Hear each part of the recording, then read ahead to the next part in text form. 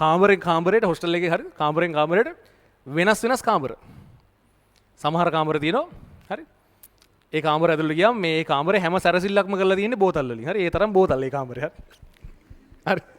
එහෙම කාමර තියෙනවා. හරි.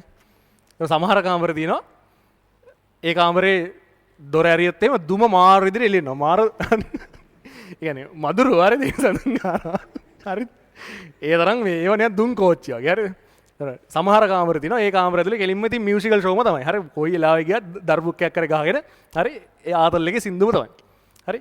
ඒතර තව ගත්තොත් දැන් ඔය ඊශ්‍රායල පලස්තීන් වගේ ඒ කාමරات තියෙනවා. ඉතින් අර ගේම් ගහන හරි සෙට් එක මෙදලා වටේටම එකදලා ගේම් ගහන එහෙමත් තියෙනවා. ඉඳලා හිටලා අතරින් පතර සමහර කාමරවල පාඩම් කරන්න වුණොත් නැතුවම නෙවෙයි. හරි. දොර ඇරලා බලද්දි පාඩම් කරන උන් ඉඳලා හිටලා හම්බ වෙනවා. හරිද? එන දුර්ලභයි. හැබැයි හම්බ වෙනවා. හරිද? ඒවත් තියෙනවා. හරි. ඉතින් කාමරේ කර සමහර ඉන්නවා හෙන ඩෝබිලා. හරිද? කියන්නේ උන් එන්නෙම ඇඳුම් හොදන්න. හරිද? ඒතර හොස්ටල් එකට එනවා සතිය පුරාවට වැඩි වෙලාවක් කරන්නේ ඇඳුම් හොදන එක. බලන හැම වෙලාවෙම බාත් รู ම් එකේ ගිහලා රෙදි හොදවද ඉන්න. හරි. වෙන වැඩක් නැහැ. ඒ වගේ ක්‍රිකට් පිස්සෝ ඉන්න. ඉතින් එහෙමම මේ හෙන ආතල් එක ඇතුළේ. හරි.